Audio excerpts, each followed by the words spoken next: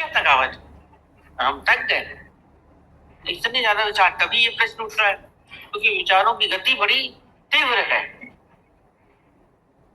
थम जाएंगे, अपने आप थमेंगे। ऐसे हम बोलेंगे, आप सोचेंगे नहीं, अभी बोलो ना बंदर का ख्याल नहीं करना, बंदर का ही ख्याल है। आप बोलेंगे नहीं सोचे नहीं सोचे नहीं सोचे, वही सोचे। आप प्रेम में डूब जाइए, प्रेम में डूब जाइए, अपना मस्ती में रहेंगे, गीत गाते रहेंगे, भक्ति के रूप में, भक्ति प्रेम में, ईश्वरीय भक्ति में, ईश्वरीय प्रेम में डूबे रहिए। आनंद ही आनंद है, बधाई मंगल ही मंगल। एक सूफी फकीर था, सूफियों का तो बहुत कहावत है कि वो बड़े प्रेम में ही ईश्वर को, खुदा को अपना प्रेमी मानते हैं और वो उसके साथ वैसे ही डूबे रहते हैं।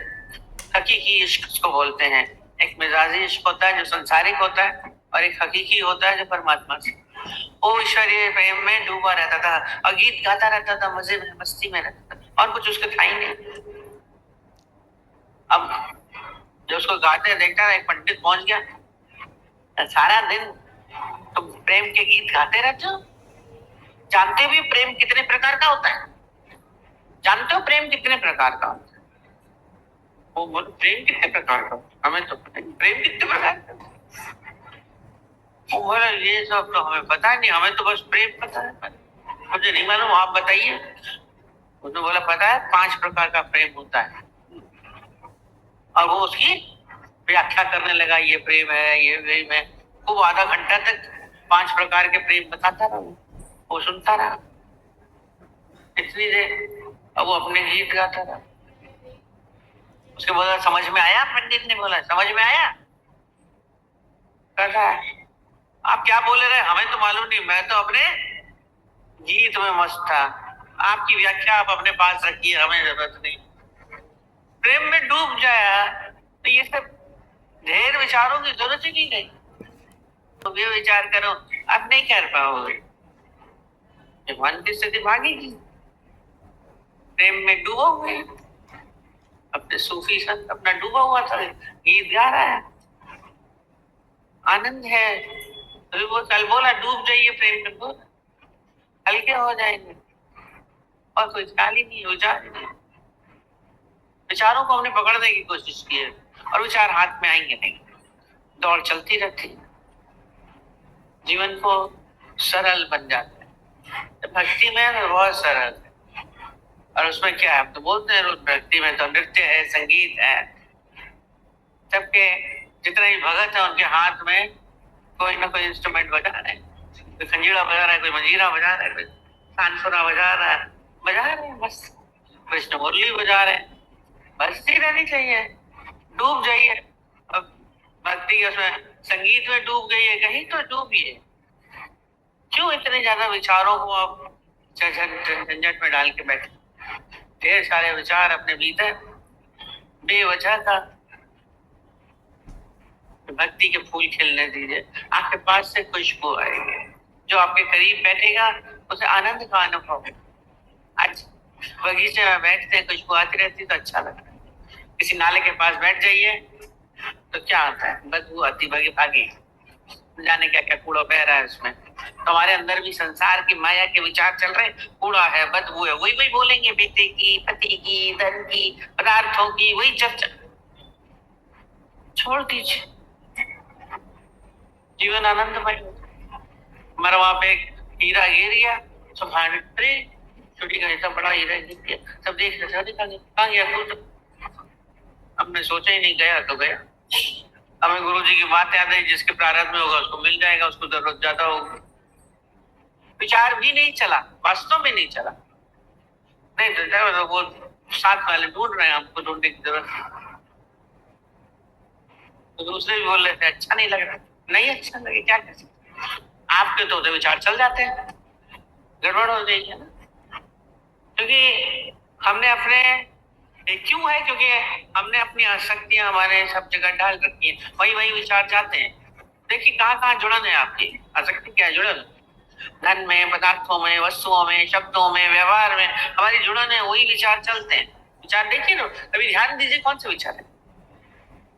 हम तो कहते हैं रोज लिखिए विचार कौन से चले, और मैक्सिमम मैक्सिमम आपके विचार बेकार हो गए, ये भी सोच नहीं करते, ये भी नहीं सोच करते, और देखने लगेंगे तो विचार कम भी हो जाते। दूसरा तरीका भी है, जैसे चोर को देखते हैं ना तो चोर चोरी नहीं कर पाते।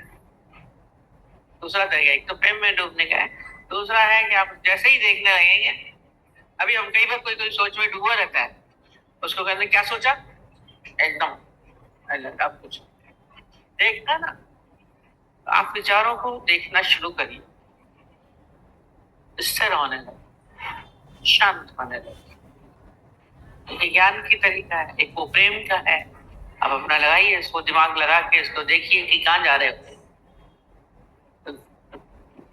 दौड़ कम होने लगेगी, धीरे धीरे धीमी होते होते गायब हो जाएगा, स्थिर होने लगता है। क्या सोचना, क्या करना, क्योंकि तो सारा ही चिंतन व्यर्थ है।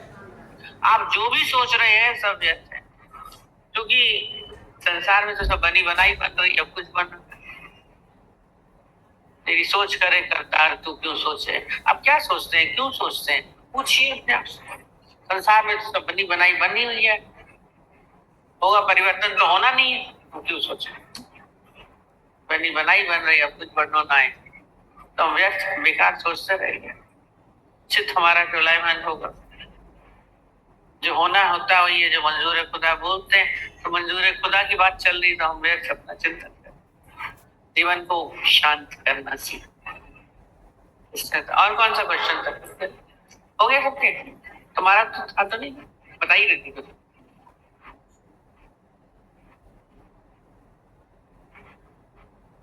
नहीं मानोगी तो क्या होगा, दुखी होगी।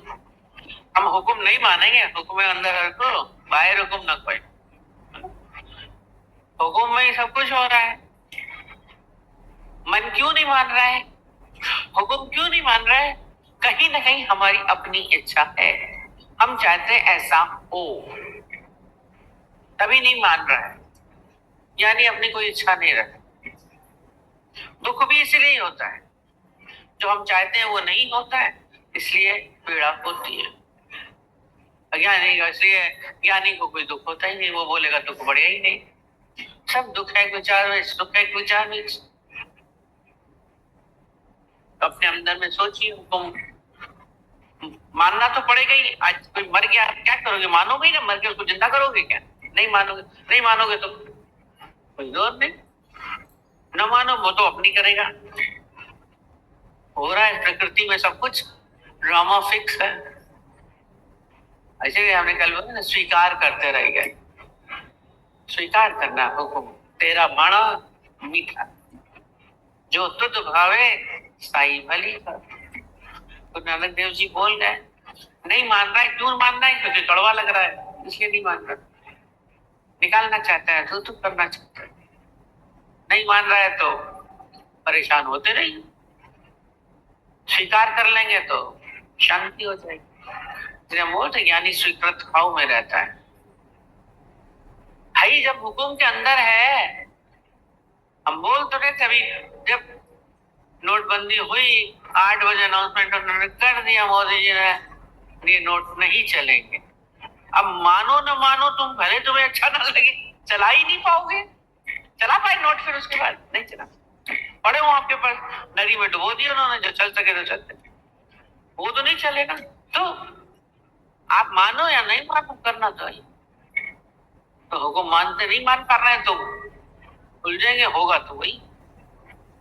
हुक्म एक बार हो गया तो हो गया, तो उसका हुक्म तो चल ही रहा है। हुक्म की व्याख्या बड़ी ऑर्डर नहीं होता है, जो पहले से तैयार है ना वो चल रहा है। पूरी गुरु नानक देव ने हुक्म अंदर पूरी उसकी बॉडी बना रखी है। हुक्म ऑर्डर नहीं है, वो ऑर्डर नहीं दे रहा है, हो रहा प्रकृति में। अब रात है तो रात है, दिन है तो दिन है, हो रहा है ना। रात के बाद दिन आता है, दिन के बाद रात, तो हम कहें दिन ही दिन बना रहे, होगा नहीं। ये हुक्म है कि दिन के बाद रात आनी है, हमने इसको स्वीकारा हुआ है। जब हमने स्वीकारा है तो हमें कोई दिक्कत नहीं। हम बोले दिन ही बना रहे हैं तो दिक्कत। हम लोग बोलते हैं वो बच्चा सो रहा है, आंख में रोशनी पड़ गई तो सुबह उठना पड़ा, इतनी जल्दी उठ। वहां पे हम लोग गए जहाँ पे वहां 4, 4:15 से ही रोशनी हो जाती तेज। लोग बोल रहे थे हम लोग यूं करके बंद करके सो रहे हैं पर्दे के बीच में से भी, फिर भी रोशनी आ रही। जगना ही पड़ गया। अब मानो ना मानो वो तो रोशनी हो नहीं है, तो इतनी जल्दी उठ के क्या करें? अब हो रहा है तो क्या कर सकते हैं, तो निकलेगा। प्रकृति का है सब, प्रकृति अपने स्वरूप में चल रही है, हम भी प्रकृति है, हम उसमें ही चल। बेवजह अपना चलाने से फायदा क्या होगा? केवल दुख मिलेगा, पीड़ा मिलेगी, हलचल होगी और कुछ नहीं। हुक्म मान रहा नहीं मान रहा तो क्या खुश रहते नहीं हुक्म मानने से? देखिए, पूछिए अपने आप से, क्या हुक्म न मानने से क्या होता है?